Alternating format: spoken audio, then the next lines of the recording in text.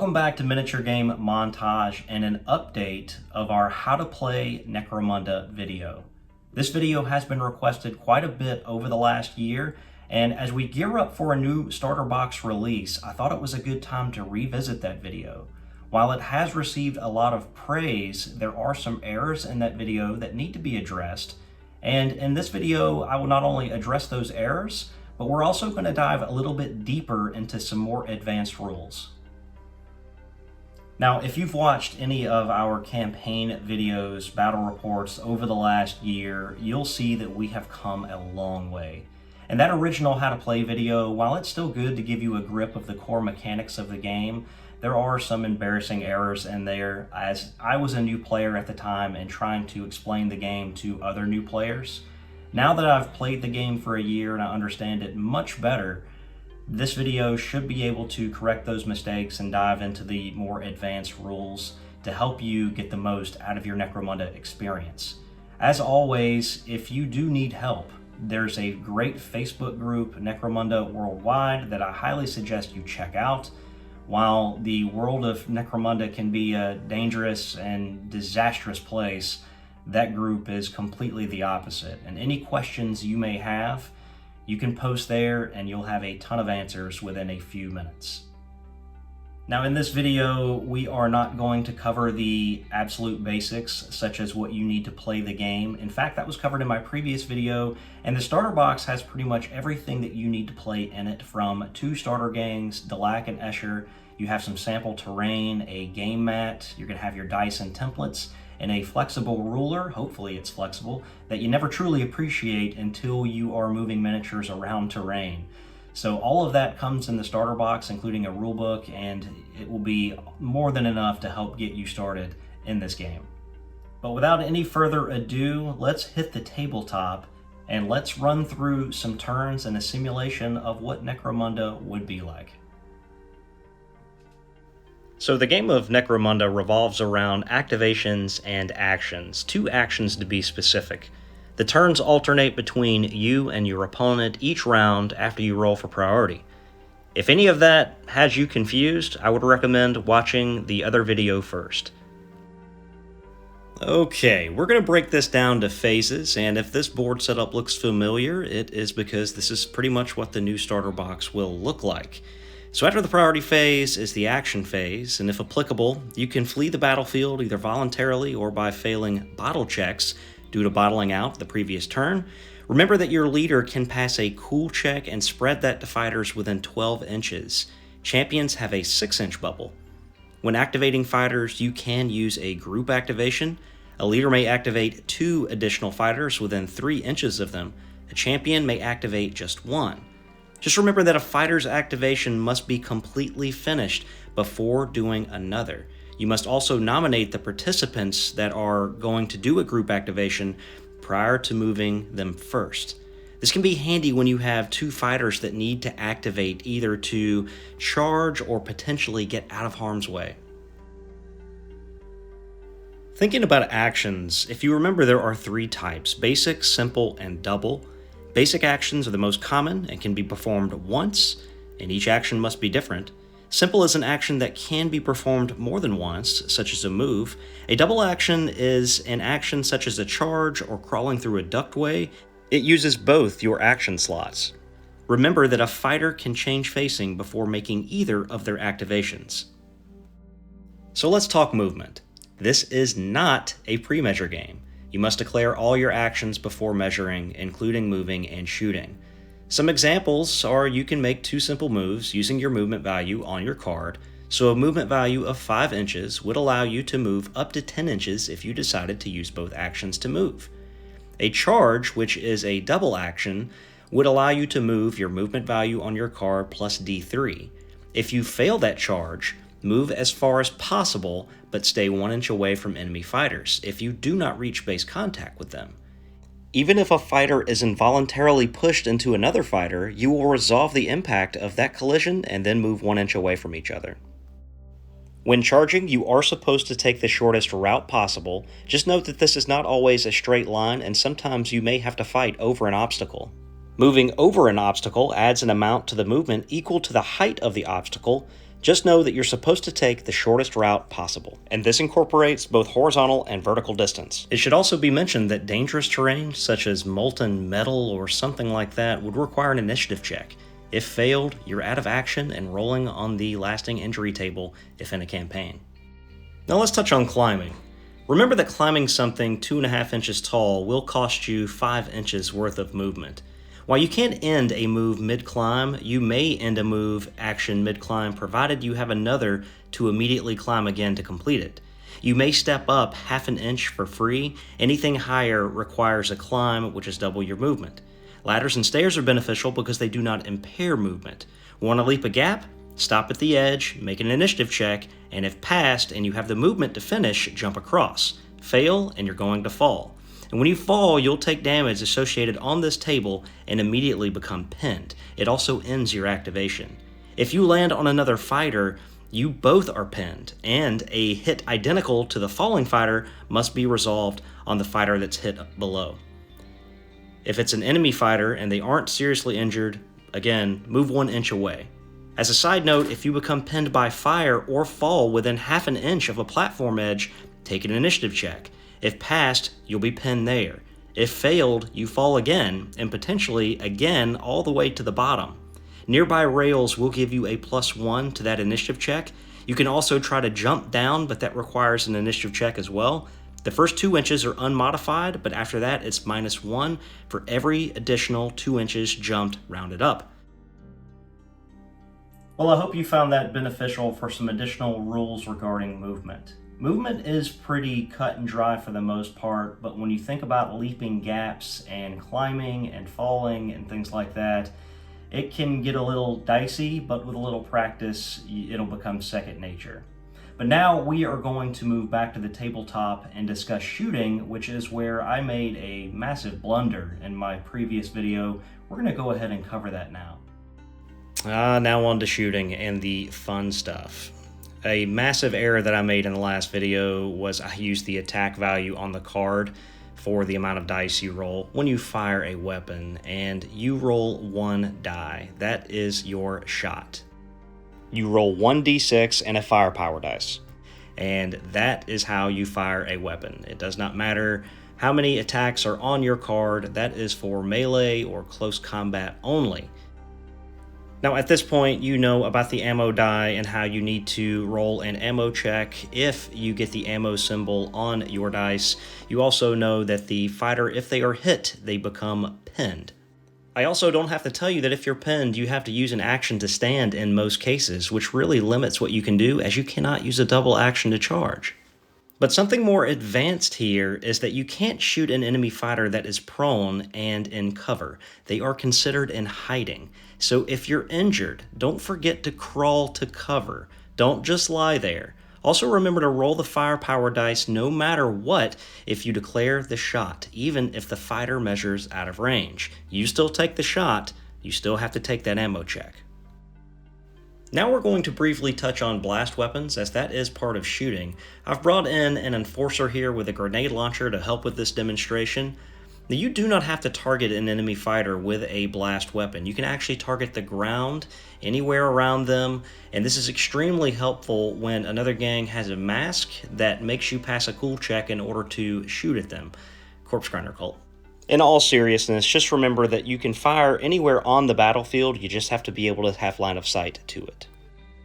Hitting with a blast weapon is pretty easy, it follows all the normal modifiers, but what if we miss? And we miss on this particular shot. The blast weapon was put in front of this ganger. We're going to roll a d6 and a scatter to find out where this goes. And on this one, it scatters 1 inch towards the board edge. It's still going to hit him. If you roll a hit symbol and a 1 on your d6 and scatter, then you need to roll another d6. On a 2 through 6, the shot is a dud. On a 1, the shot hits the firer. Anything else on the hit symbol other than a 1, you're going to move by that small arrow that is on the hit symbol a number of inches on the d6. And again, if this thing hits impassable terrain or something like that, that is where it stops. It should also be worth mentioning, per the FAQ, that if the center of the blast hole scatters off the edge of the battlefield, the blast is removed entirely. Another rule that I often forget about or misplay is stray shots. And if this Escher Ganger on the back left is taking a shot at this Delac Ganger and misses, then the line that's traced to that, and I'm illustrating this with a laser, if there are Gangers or fighters within 1 inch of this line, they are at risk of being hit by the stray bullet. So starting with the one closest to the attacker, you roll a d6. On a 1 to 3, that fighter is hit by the bullet, and you resolve that damage. On a 4 through 6, the shot misses them, and then you would move on to the next fighter that is at risk of being hit. If the attack would have caused more than 1 hit, you follow the sequence for every hit. So a rapid-fire weapon may cause multiple interactions. Now if you notice, this Escher fighter has 2 pistols equipped, and there is a special rule called twin guns blazing, and that's for fighters that have 2 weapons with the sidearm trait. Both of these weapons can be fired as part of a single shoot action, but it is a -1 modifier on your hit roll. There is a skill that can negate that, called Gunfighter, I believe, but that's more for champions and leaders. If you plan to equip them with double pistols or double sidearms, that is something to consider. And a quick update on the FAQ for Twin Guns Blazing, you now roll both hits at the same time and resolve both, so it is no longer possible to pin a fighter behind cover with the first shot and negate the second. You actually hit both and resolve. Just remember that both attacks have to be resolved against the same target. Lastly, for shooting, there's a quick note on multiple weapon profiles. If you fail an ammo check with a weapon, it is considered to be out of ammo for all weapon profiles and may not be shot again until reloaded with a successful ammo check as part of a simple action. And that about wraps it up for shooting and some advanced rules. Everything that I've talked about you'll be able to find in the rulebook. I just find it sometimes easier to watch some miniatures and watch somebody discuss it. So if you have any questions, feel free to let me know in the comments. We're going to move over to the combat section where I'm going to, again, go back to the tabletop and show you some situations that I've been involved in over the last year, as well as discuss some other things such as assistance and interference. Let's say this Escher fighter has charged successfully into the back of this Delac fighter, and she is not armed with any weapons that have the melee or sidearm trait. She can still make unarmed attacks against this fighter. It has no AP and is an unmodified strength characteristic of the fighter, damage of 1. After all the hits and wounds have been resolved, let's say that nothing happens and this Delac fighter turns around and wants to make reaction attacks. That turn to face is automatically going to give him a -1 to his hit roll. As a quick side note, if he does seriously injure this fighter on reaction attacks, he will not be able to make a free coup de grace maneuver. The coup de grace is a simple action that can be performed on your turn or as part of a free action at the end of a charge if all fighters are prone and seriously injured. Alternatively, a fighter may consolidate up to 2 inches. In continuing this example, if both fighters were still standing and another Escher fighter charges in, there will be an assist granted here, as there's another Escher fighter that's also tied up into combat with the same target. As such, they will get a +1 to their hit roll. Interference works much the opposite, where this Delac Ganger would be at a -1 to hit due to being engaged with multiple fighters. You are eligible to split attacks between 2 fighters or more fighters, but that must be declared before you make your attacks. Also, if you have a pistol or a weapon with the sidearm trait, only 1 bullet can be fired in close combat, the rest go to your melee weapon, and you need to roll a firepower dice.